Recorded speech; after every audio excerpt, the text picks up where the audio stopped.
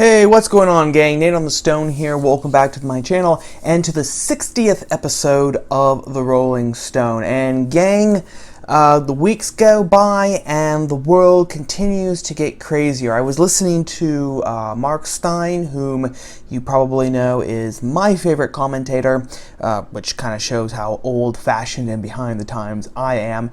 And he referred to this as the great bonfire of our civilization, which I think is very apropos.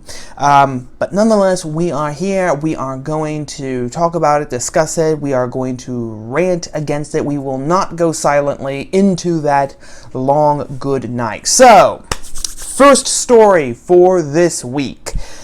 You might call it Destroy History, which if you've already looked at the title of this video, you see that I already have.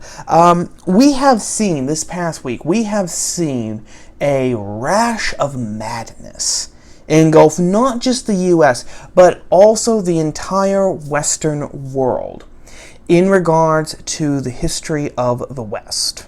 Okay, you probably saw stories about statues being defaced, being toppled over, being destroyed. That is what I'm talking about. To give just a few highlights, the statue of Jefferson Davis, whom you might know as the one and only president of the Confederate States of America, the erstwhile Confederate States of America.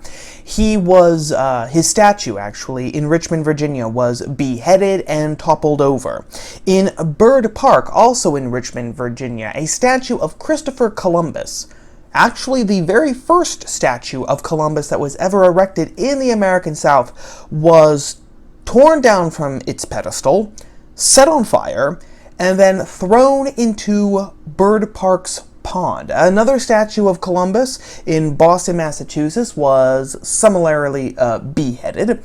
And the statue of Christopher Columbus that was in Minneapolis, right outside Minneapolis City Hall, was toppled down by a crowd which would have, they looked like they would have fit right in with a mob from the French Revolution. Give them a time machine, send them back to 1789. I think that the world as a whole would have been better. We would have gotten rid of them, and the French revolutionaries probably would have taken care of them for us, okay? Not that I'm saying anything about what they would have done or anything. I think that they would have just been plain Parcheesi for all this time.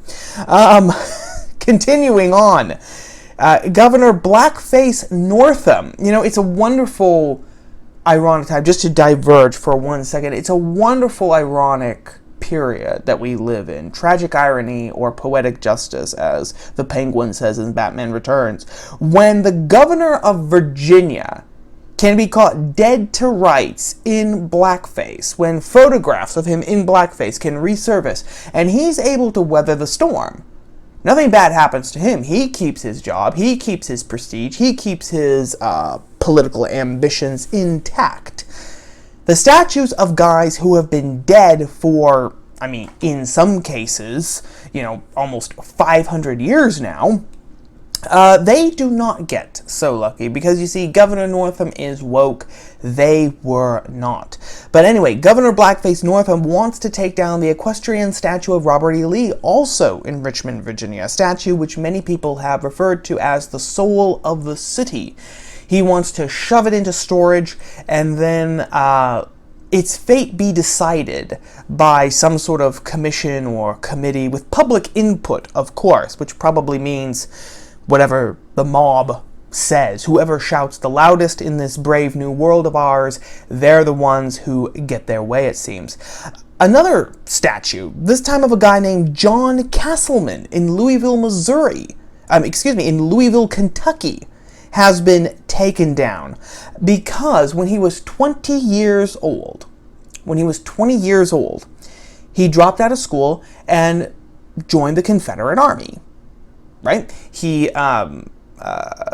fought for an idealistic cause, as it were. And of course the mayor was saying, well, yes, it's true that Castleman later on in his life, he did do some good things for Louisville, like he contributed money for our public parks and everything, but we cannot forget, we cannot be allowed to forget that he fought for a country that was based upon slavery. He fought to keep men, women, and children shackled under slavery, which is perfectly true, in a sense, because John Castleman did fight for the Confederacy, and at least some prominent people in the Confederacy, such as Alexander Stephens, the vice president of the CSA, said that the entire point and purpose of the Confederate States of America was based upon the truth that black people were inferior to white people, and that as such, their natural state was in slavery. Curious, however, that Jefferson Davis, the president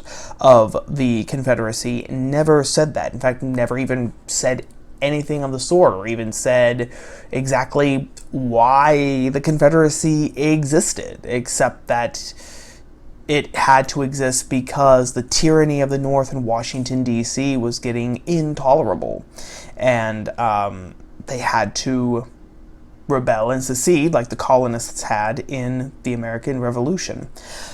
Just a little historical curiosity there for you all to nibble on. So that's what Louisville's mayor, Greg Fisher, says. Only problem is that he takes this snapshot of Castleman's life, the years that he spent fighting in the Confederate Army, as the sum total of Castleman's life. No mention by Mayor Fisher was made that after the Civil War, Castleman joined the American Army, rose to the rank of brigadier general. Later on in his life, he renounced the Confederacy. He expressed admiration for Abraham Lincoln. He fought to keep the parks of Louisville desegregated.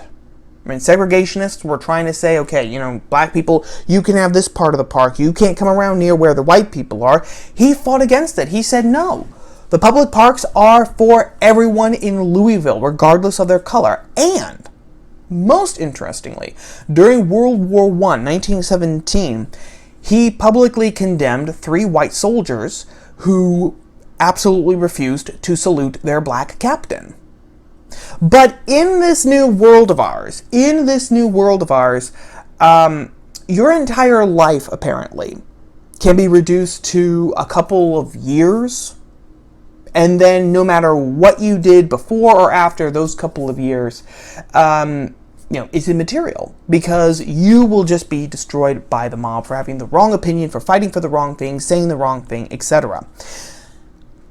What's even, in a sense, better or worse about this is that the statue that Greg Fisher took away from Louisville's public parks of Castleman, he wasn't even in a Confederate uniform. He was in civilian clothing, which, oh my gosh. And in the UK, it's even crazier, because I said that this craziness has not just affected the United States. It is now in the UK. It is now in Belgium. It's even gone up into Scotland, of all places. In London, statues of Queen Victoria, Churchill, and Lincoln have been defaced.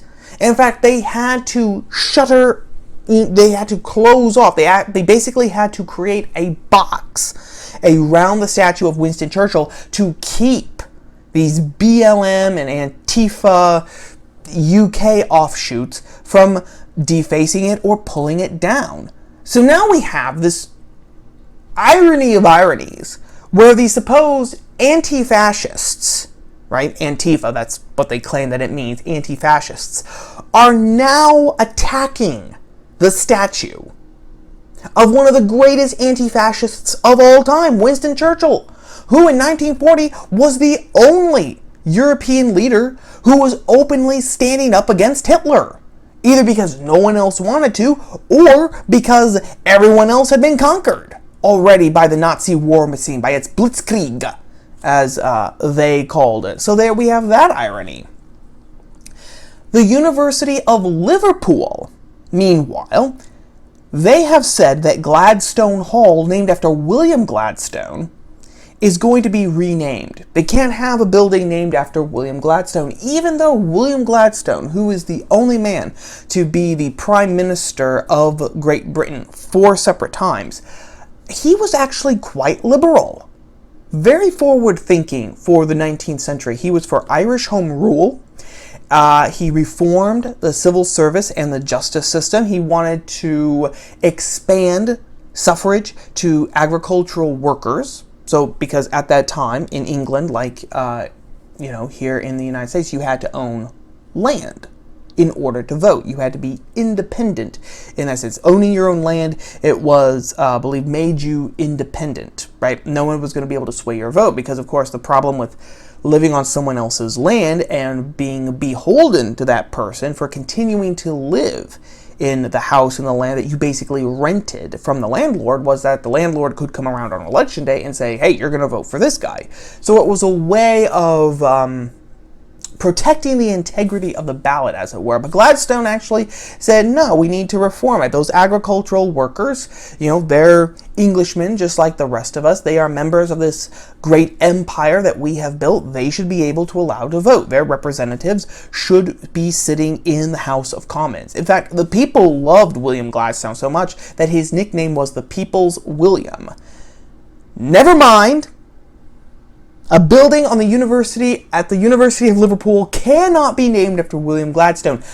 Not because of anything that William Gladstone specifically did, but because of what his father did. William Gladstone's father owned slaves in Jamaica before the British abolished slavery in 1833. And the best for last. I know I'm just spitting out a lot of examples. I'm spitting out a lot of examples here, gang. But there's a purpose to my madness. Best example here comes from Bannockburn, Scotland. There is a huge statue, another equestrian statue, but not of Robert E. Lee this time. This one is of Robert the Bruce, who was a medieval king of Scotland. If you've seen the movie Braveheart, or if you're familiar with Braveheart, then you know kind of, who he was. He was a contemporary of William Wallace, was fighting against Edward I, who was trying to invade Scotland. Kind of the basics there. Now, the statue of Robert the Bruce was actually defaced. Some Black Lives Matter representative or surrogate called Robert racist king, demanded that his statue be removed because Robert the Bruce was a racist. Now, Robert the Bruce was born in 1274 and he died in 1306. Okay? How many African people did he actually have contact with? How many black individuals were actually living in Scotland at that time? I'm going to take a stab and say, not too many. Not too many. And this is actually what leads us, to the main point of this story, which is, you probably already found out, it's not one particular story. I mashed together a whole bunch of stories under that common theme of destroying the statues of historical people. The main point that I want to get across is that this destruction of history. This isn't about George Floyd. This isn't about Black Lives Matter. This is not about racial justice, reparations, or anything like that. Okay? Just take a look again. Defacing statues of Abraham Lincoln, the man who emancipated the slaves. Defacing statues of Winston Churchill, the man who stood up to Hitler, who actually helped liberate Africa from Nazi rule. Because remember, the Nazis, horrible racial ideas. Okay? They had utter contempt for black people. Robert the Bruce now, okay, a guy who didn't even have any contact with people from Africa. All of these people are being attacked under the umbrella of racial equality, racial justice, Black Lives Matter. It's all a lie. It is all a lie. And those statues and those attacks prove it. Christopher Columbus actually proves it too, in a sense. So, what's happening here, gang? what's happening here, it's actually pretty straightforward. What we are seeing is the radical control of history. Okay? We've moved on from just common propaganda. We've moved past Howard Zinn's A People's History of the United States. We've moved past even the 1619 Project. The 1619 Project, I think, definitely was a cornerstone in all this, because it got everyone agitated and angry again for no damn good reason. But this is about the deliberate control of America. This is now about the violent takeover of history for the control of a country's narrative. And there's a very specific reason for that. Okay? It was Orwell in 1984 who said, "He who controls the past controls the future. He who controls the present controls the past." And what Orwell meant by that, because what Orwell understood was that everything has its own history. Okay, when you're born into a family, you are actually born into a particular history. If you are part of a religious tradition, whether you are born into it, whether you convert to it, whether you're baptized into it, you become part of another story, the story of that religious tradition. If you are part of a country, and ideally we all are, practically speaking, most of us are, but when you are part of a country, you are also part of a story. You are part of your country's story. You become part of their story, and their stories also become a part of you. It's a give and take. And these stories are actually one of the things that actually helps give us our identity. You would think then that everyone would be,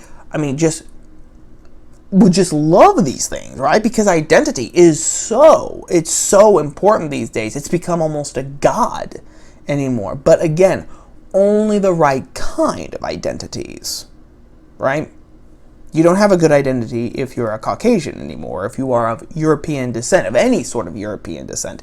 You don't have a good identity if you are an Orthodox Christian or an Orthodox Jew or an Orthodox Muslim. Probably, I'm guessing, an Orthodox Hindu and Buddhist or Zoroastrian too. Right? But these stories that we're born into or that we become a part of, they are what help us give our identity. We knew what it was to be an American partially through our history. We were taught stories of George Washington, Thomas Jefferson, Abraham Lincoln. We learned about the Revolution, the Civil War, the War of 1812, westward expansion, etc., etc. And that helped form who we were. Oh, I'm part of this group. This group believes in this. They fought for this. They sacrificed for these principles, for these beliefs. Okay. To be worthy of them, to be a worthy successor of them, in any way, shape, or form, whether an actual descendant of these people, or again, if you were an immigrant, a first-generation immigrant, they are rather like spiritual ancestors because you want to make your home their home. Then you said, okay, these are the things that I'm going to strive for. These are the things I believe in. These are the things that I'm going to strive for in my own character, in my own life. Very powerful. It was one of the ways that, Americans really held on together. But that's true of any country. Every country is like this. Every country has its own unique history and its own unique story. That's one reason why every single country is different from each other. Okay?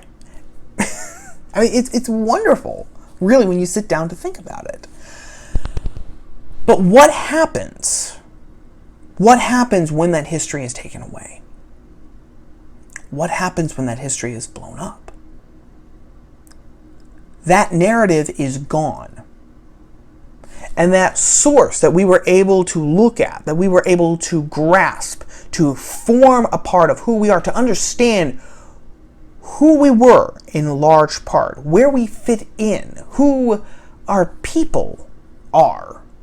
That's all taken away from us. We, in a very real sense, we stand naked in the public square. And what this does is that this unleashes a whole bane of problems on us. First of all, we can't advance.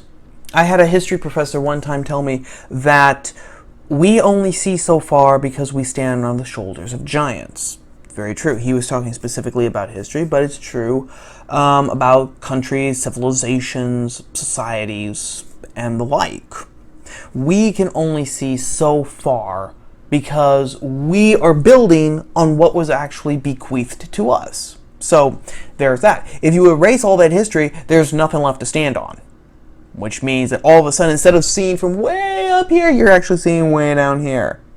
And you can't advance nearly as far as you could have genuinely advanced, not what some people might just call advancement.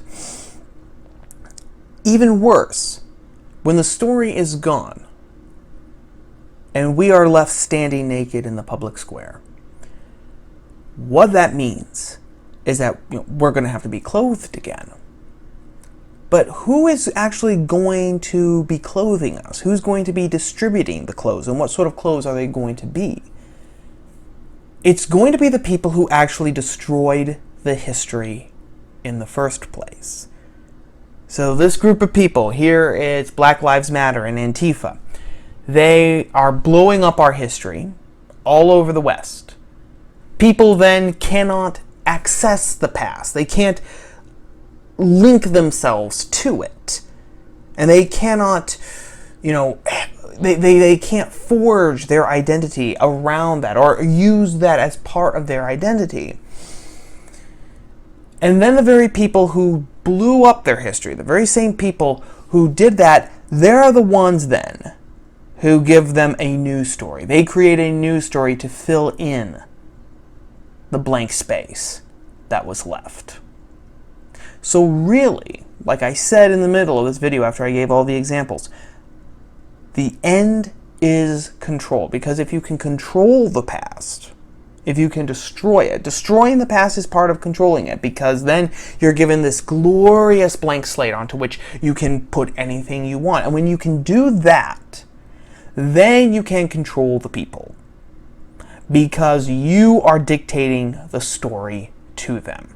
And they either fit in and they're good, or they don't and they're bad. That's what's happening here. That's the only way that this wanton destruction really makes sense. That is story number one.